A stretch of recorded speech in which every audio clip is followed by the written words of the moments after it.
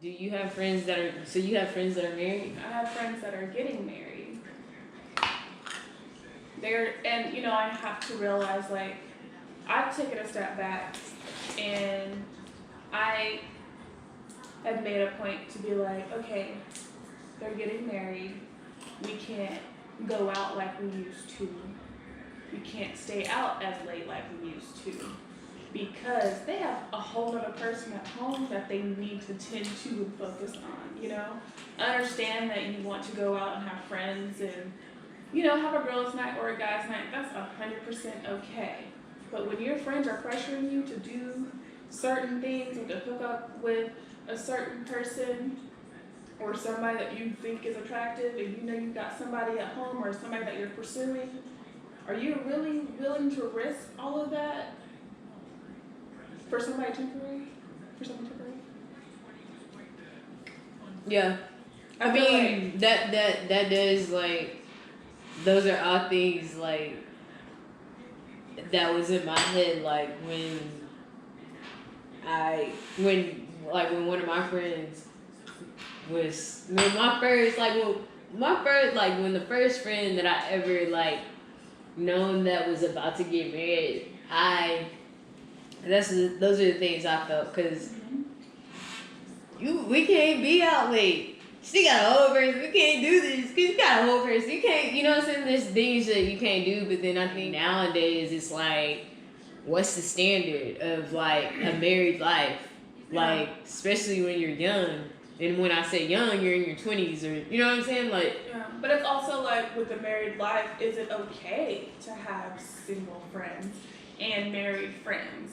Can you maybe do, like, and I think a big gathering with your single friends and married friends, so where everybody feels included and nobody's singled out? Oh, well, they do married or couple, you know, couples and I think, all the time. And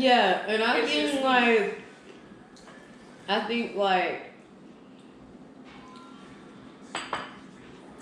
it's a yes and a no of, like, can you have a single friend and can you not have a single friend? Because it depends on what your single friend intentions are. I have to think about it. Like, I feel like a lot of people just throw around divorce so quickly without thinking, like, shit, I got all these bills in your name. I got bank stuff in your name. I got a house in your name, a car in your name.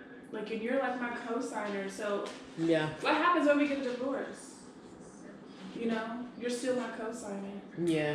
You still got this on the mortgage. Yeah. You still got this on the AT&T bill.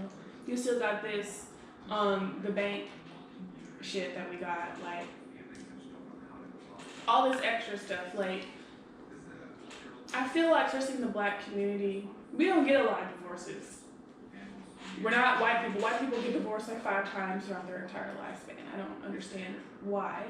Nah, they just get married three times out of the year. Black folks, they get one divorce, one bad divorce, one bad divorce that ruins the family. Yeah. And if it doesn't ruin the family, then you're blessed. Yeah, you're blessed, but more time it doesn't ruin the family. It just kind of, like, it alters it. It kind of changes the family a little bit. I noticed that about my parents' divorce. Yeah. It 100% altered my dad's side of the family. Really? 100%. The way we move, how we talk to each other, who we're around. It's altered. Everything is altered. And I don't think, I see it because of the place that I'm at now. But I don't think my siblings or my mom or even my dad sees it, you know? But I see it clearly. We don't talk. I don't talk to my aunts and uncles like that anymore. I don't talk to my cousin. The first time I've seen my cousins in person since my grandma's funeral was in 2016. That's crazy. 4-year span. That's crazy. 4-year span. Only time we see each other is social media. And that's literally how things go. And it's like, that's what's so fucked up about us, black folks. Because it's like, how do we build on with those connections after, let's say, our parents break up, or let's just say, like for me, for instance, like my dad being, you know what I'm saying, being away from his whole family for 20 plus years because was in the system, like got caught in the system, like, you know what I'm saying, he's locked up, you know, so it's like, how do you build on with those connections as you grow older and as you understand the things that like maybe you didn't understand when you were younger, and it's like, how do you build those connections? Because you don't want to put too much on that part, because it's like you have your own life to live. I don't have time to be trying to men relationships. Yes, that's what I was gonna say.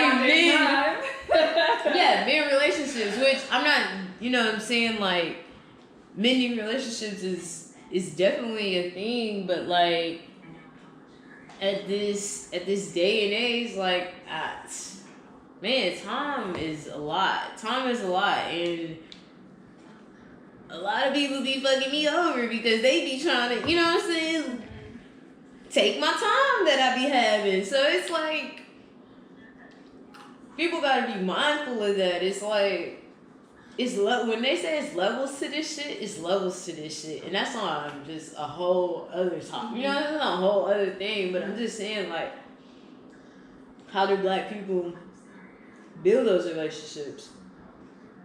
We have to heal. We have to go to therapy. We have to talk about it. And we don't talk about it, and